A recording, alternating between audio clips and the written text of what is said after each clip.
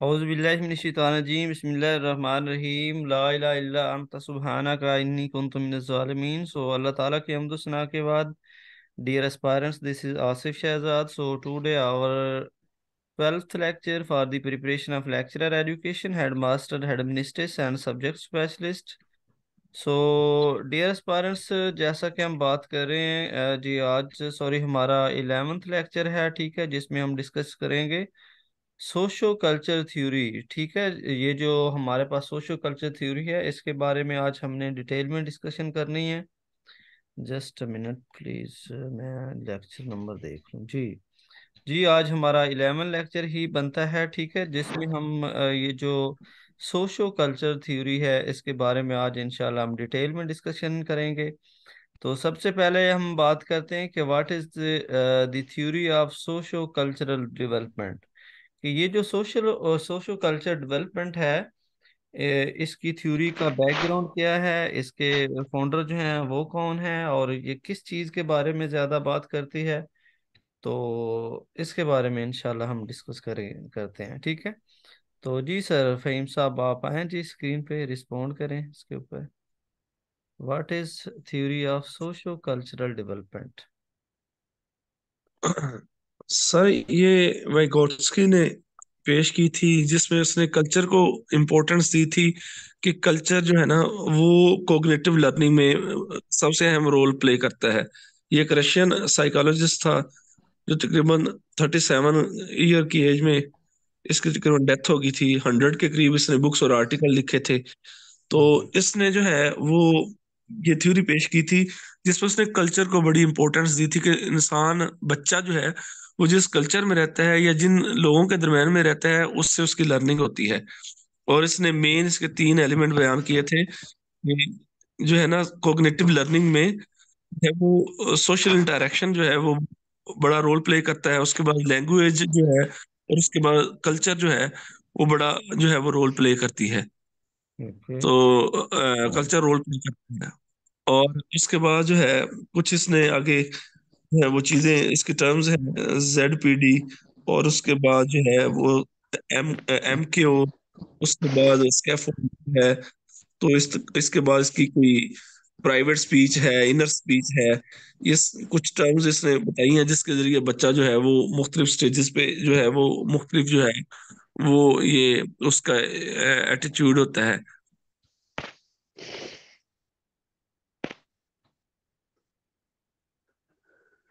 चलें जी। और सर इसके बारे में कुछ बताना चाहें जी। हम जुनेद साहब को ले लेते हैं, ये थ्योरी हमारी इतनी मुश्किल नहीं है। जी जुनेद साहब। जी सर, बेसिकली विगोत्स्की ने ये थ्योरी पेश की सर और आवाज़ बहुत स्लो आ रही रशियन है, जो थोड़ा थे लाउड बोलें प्लीज। विगोत्स्की हेलो। है, ये विगोत्स्की ने पेश की थी। और ये रशियन जो साइकोलॉजिस्ट थे। आवाज आ रही सर बहुत स्लो आ रही है, थोड़ा आवाज लाउड आ में रही आने का बोलें।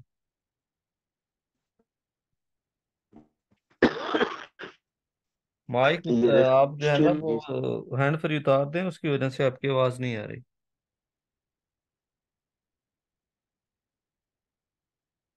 हेलो।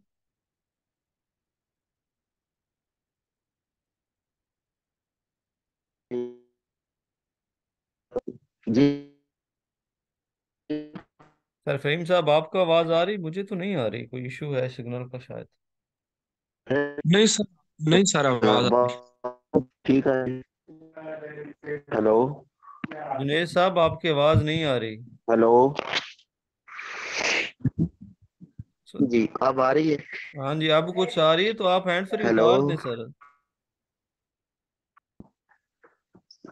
सर, हैंड फ्री नहीं लगे हुए, उतारे हुए। हम्म। Hand free speaker. बहरहाल कोई नेट का इशू है, आपकी आवाज़ नहीं आ रही।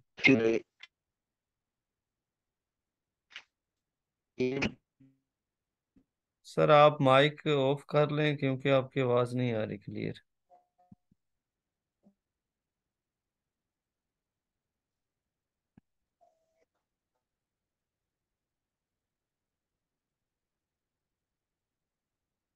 चलें जी, मैं आपको इसके बारे में बता देता हूँ थोड़ा सा कंसेप्ट। तो ये जो थ्योरी है हमारे पास, सोशो कल्चरल डेवलपमेंट, तो ये हमारे पास एक रशियन साइकोलॉजिस्ट हैं, रशियन रशियन एजुकेशनिस्ट हैं, ली वाइगॉस्की।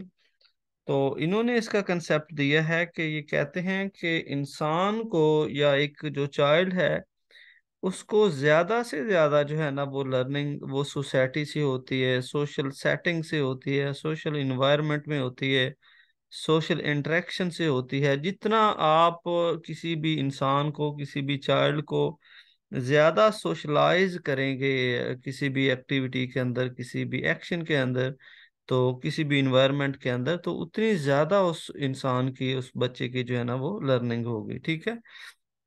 क्योंकि इन्होंने कहा है कि अगर एक बच्चा जो है ना वो बेशक बायोलॉजिकली जितना भी वो अडल्ट है, या फिर वो जितना भी कॉम्पिटेंट है, उसकी कॉग्निटिव इंटेलिजेंस लेवल जो है ना वो जितना भी अच्छा है, तो अगर आप उसको जंगल में कहीं छोड़ देते हैं तो वहां पे उसकी लर्निंग जो है ना वो नहीं होती, क्योंकि उसके साथ जो है ना वो सोशल इंटरेक्शन नहीं होती वहां पे। वो जानवरों के साथ अगर इंसान रहना जो है ना वो स्टार्ट कर दे, तो उसकी जो थिंकिंग है वो भी लिमिटेड होती है, उसका जो कॉग्निटिव डेवलपमेंट है वो भी प्रॉपर नहीं होती। तो मेन वो कह रहा है कि इसमें अगर हम चाहते हैं कि हम बच्चे को जो है ना वो ज्यादा से ज्यादा लर्निंग जो है ना वो करवाएं, तो हमें बच्चे को सोशलाइज करना होगा, ताकि बच्चा एक दूसरे का जो बिहेवियर है उसको अंडरस्टैंड कर सके, एक दूसरे के बिहेवियर को अडॉप्ट कर सके, एक दूसरे की जो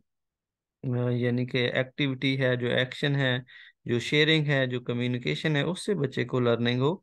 तो उन्होंने सबसे ज्यादा जो है ना वो बच्चे की जो सोशलाइजेशन है, बच्चे की जो सोशल इंटरेक्शन है, इसके ऊपर बहुत ज्यादा फोकस किया है। ठीक है।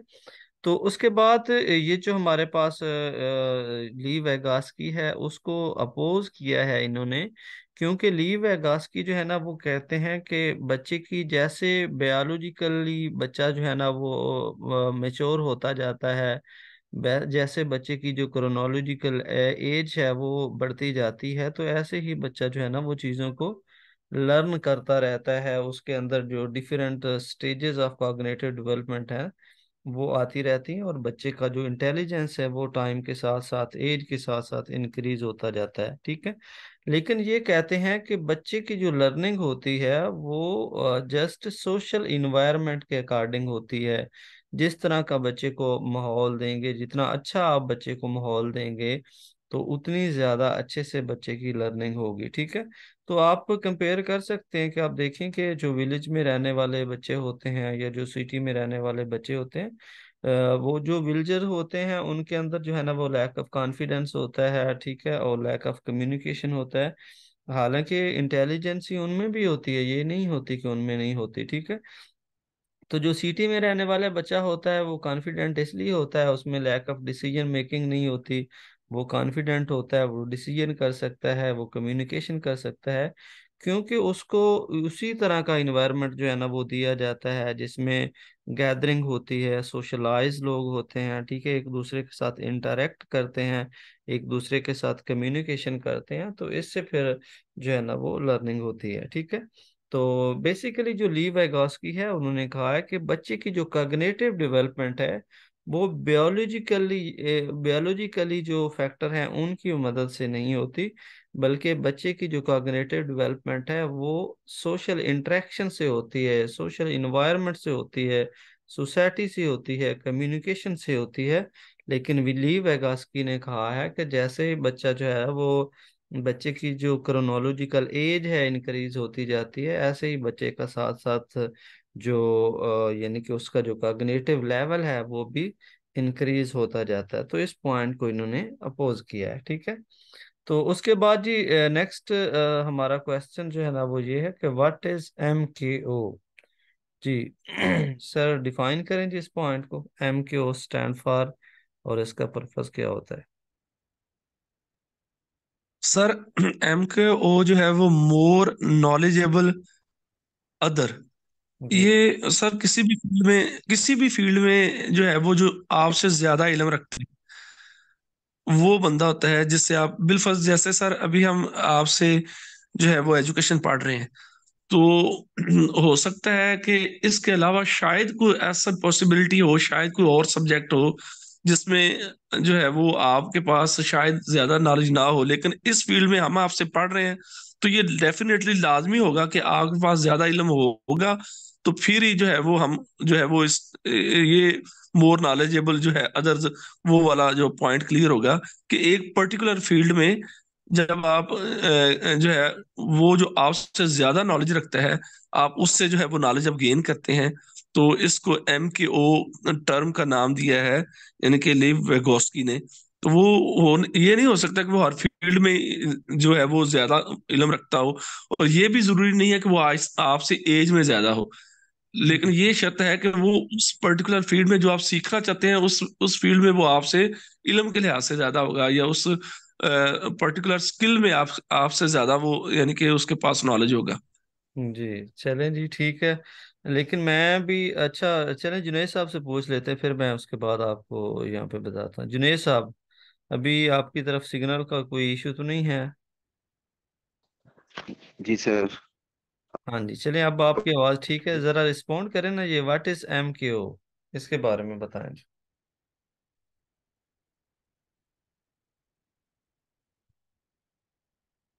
हेलो सर, फिर आपने ऑफ कर दिया, रिस्पॉन्ड करें आप। MKO से मुराद ये है सर कि मोर नॉलेजेबल अदर, ऐसा पर्सन जो कि इल्म में या इस फील्ड में ज्यादा एक्सपीरियंस हो, जिसका सर नहीं, आपकी आवाज़ नहीं आ रही। है। ये इशू है सर आपकी तरफ नेट का कोई, तो प्लीज़ कोई अच्छा अभी सा आवाज नहीं आ नेटवर्क रही। जो है ना वो यूज़ करें। आप भी, अभी भी आपकी आवाज़ नहीं आ रही। चलें जी, मैं आपको बता देता हूँ, हेलो, ठीक है अभी तो आपका। आ रही होगी। जी अभी आवाज आ रही होगी। अभी तो जी जी, अब जबरदस्ती आ आ रही है। रही है। नहीं आ रही, अभी भी इशू। नहीं नहीं, अब आ रही है। इसका सर मतलब ये है मोर नॉलेजेबल, कि ऐसा पर्सन। सर नहीं, आपकी आवाज़ प्रॉपर नहीं है। प्लीज़ आप कोई अच्छा सा नेटवर्क जो है ना वो यूज़ करें। सिग्नल का बहुत इशू हो रहा है आपकी तरफ, तो बंद बंद करें आप इसको। अच्छा जी, बेसिकली आपका पॉइंट ये है कि जो मोर नॉलेजेबल पर्सन होता है उससे आपने नॉलेज को इन्हांस करना होता है, नॉलेज को आपने हासिल करना होता है। तो यहाँ पे जो हमारे पास ली वेगोस्की साहब है ना, वो कहते हैं कि ठीक है, हमें जो नॉलेज है, जो लर्निंग है, वो सोशल इन्वायरमेंट से, सोशल सेटिंग से, लोगों से, सोसाइटी से हासिल होती है। लेकिन ये नहीं है कि जो 100% हम जो नॉलेज हैं वो जो है ना वो सोसाइटी से, इन्वायरमेंट से हासिल करें। हमें जो एक्सपर्ट्स हैं उनकी भी ओपिनियन लेनी होती है। अगर आप चाहते हैं कि आप किसी भी सब्जेक्ट के अंदर या फिर किसी भी स्किल के अंदर एक्सपर्ट होना चाहते हैं, तो फिर आपको, आपसे जो सीनियर हैं, जो एक्सपर्ट्स हैं, उनकी हेल्प आपको लेनी पड़ेगी अपने प्रॉब्लम्स को सॉल्व करने के लिए, ठीक है, अपने ऑब्जेक्टिव को अचीव करने के लिए। यानी कि उन्होंने कहा कि सबसे जो पहला फैक्टर होता है वो सोसाइटी होती है, और उसके बाद जो सेकंड फैक्टर हमारे पास होता है उसको हम MKO कहते हैं। MKO stand for more knowledge able knowledge of other, यानी जो आपसे ज्यादा अथॉरिटी रखने वाला जो नॉलेजेबल पर्सन होता है, उससे आप गाइडेंस लेते हैं, उससे आप नॉलेज लेते हैं, इंफॉर्मेशन लेते हैं, ठीक है, और इसकी मदद से भी आपको लर्निंग होती है, ठीक है। तो इसको हम MKO कहते हैं, ठीक है। उसके बाद जी नेक्स्ट हमारे पास ये बहुत ही इम्पोर्टेंट दोनों टर्म हैं। इनके बारे में आपने अच्छे तरीके से इनको अंडरस्टैंड करने की कोशिश करनी है, ठीक है। तो what is zone of proximal development, इसको हम ZPDB कहते हैं जी। जी सर। जी सर, फहीम साहब आप करें जी रिस्पॉन्ड। जी सर, ये जो ZPD है, ये वो एक्सपेक्टेड एरिया है जहां तक एक बच्चा जो है वो अगर मोर नॉलेजेबल अदर जो है वो अगर उसको स्कैफोल्डिंग यानी कि वो मदद दे तो वो इस उस पॉइंट तक पहुंच सकता है, यानी कि उस जगह तक पहुंच सकता है अगर उसको मोर नॉलेजेबल आदमी जो है वो उसकी हेल्प करे, उसको स्कैफोल्डिंग जो है वो मदद दे, तो वो एक पॉइंट जिस तक उसके पहुंचने के चांसेस हैं। एक काम तो वो खुद कर रहा है, लेकिन एक काम वो है जो किसी यानी कि मोर नॉलेजेबल अदर की मदद के साथ वो वहां तक उस पॉइंट तक जा सकता है। तो ये वो उसकी एक हद है जहां तक वो एक बच्चा जो है वो अचीव कर सकता है। इसमें ऐसा भी होता है, एक तो ऐसी फील्ड होती है, एक ऐसी ऐसा पॉइंट होता है, एक ऐसा एरिया होता है जहां वो जितनी मर्जी किसी से हेल्प ले ले उस पॉइंट तक पहुंच नहीं सकता। जी मतलब उसकी उसने किस्में बताई है, जैसे एक बंदा अब 4 साल का हो गया है और उसको कहा जाए कि वो जो है वो कोई खलाबाज में जो है वो जो जैसे जाते हैं एस्ट्रोनॉट वो बन जाएगा, तो वो ऑलमोस्ट नामुमकिन सी बात है। तो इस तरह यानी कि वो अब चाहे जिसकी मर्जी मदद लेता है फिरे, तो ऐसी चीज होती है जिसमें एक बंदा जो है वो किसी मोर नॉलेजेबल अदर से जो उससे ज्यादा इल्म रखता है उससे मदद ले भी तो उस तक नहीं पहुंच सकता। एक ऐसा पॉइंट होता है जिस जिस तक वो अगर मेहनत करे तो वो पहुंच सकता है, किसी की मदद ले तो उस फील्ड तक पहुंच सकता है। वो जिस फील्ड तक पहुंच सकता है उसको जोन ऑफ मैक्सिमल डेवलपमेंट कहते हैं। सर, आपकी तरफ भी नो नेट का काफ़ी इशू आ रहा है। चलें ठीक है, मैं इसको डिफाइन मजीद कर देता हूँ। तो सर यहाँ पे जो जोन होता है, जोन का मतलब जी बेसिकली सर। एरिया होता है, ठीक है। तो प्रॉक्सिमल डेवलपमेंट यानी कि जिसमें सर बच्चे की। मेरी सर सर मेरी कट आवाज कट रही है आपकी आवाज़, सर कट रही है। आपकी आवाज़ कट रही है। चलें जी, मैं आपको बता देता हूँ what is zone of proximal development. तो ये एक ऐसा एरिया होता है, ये एक ऐसा स्पेसिफिक एरिया होता है जिसमें एक जो एक्सपर्ट होता है वो किसी भी स्टूडेंट की हेल्प करता है उसको अपने ऑब्जेक्टिव हासिल करने के लिए, ठीक है। अब देखें, एक बच्चा जो है उसको जो है ना वो 100 तक काउंटिंग जो है ना उसने लर्न करनी है।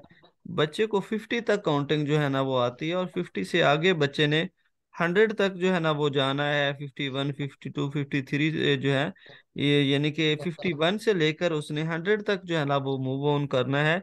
तो ये जो एरिया है, ठीक है, जिसमें बच्चे को जो है ना वो प्रॉब्लम आ रही है, बच्चा उसको खुद से सॉल्व नहीं कर पा रहा, तो इस एरिया में जब आप बच्चे की हेल्प करते हैं ताकि बच्चा जो है ना वो 100 तक काउंटिंग जो है ना वो सीख जाए, अपना जो ऑब्जेक्टिव है उसको हासिल कर ले, तो इस एरिया को, ये जो प्रॉक्सिमल एरिया होता है, स्पेसिफिक जो एरिया होता है, इस एरिया को हम क्या कहते हैं? जोन ऑफ प्रॉक्सिमल डेवलपमेंट, ठीक है।